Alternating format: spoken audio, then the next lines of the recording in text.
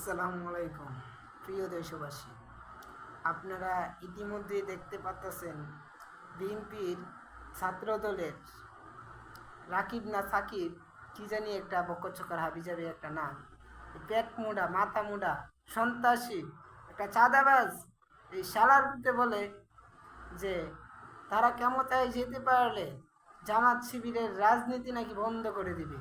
আমি এই রাকিব না সাকিব তার উদ্দেশ্য করে বলতে চাই, তুমি তো বুকার স্বর্গে বসবাস করছো মিয়া।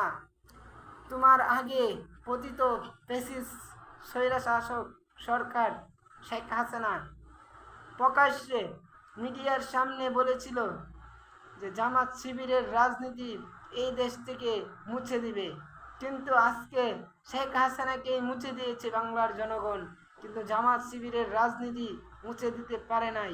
বরঞ্চ আর ভয়ঙ্কর রূপে এই জামাত শিবির আত্মপ্রকাশ ঘটেছে। তাই তোমাকে বলতে চাই, এখনো সময় আছে, কথা সংযুক্ত হয়ে কথা বলো, নয়তো বাংলার জনগণ তোমাকেও তোমার মামুর বাড়ি দিল্লিতে পাঠিয়ে দিবে।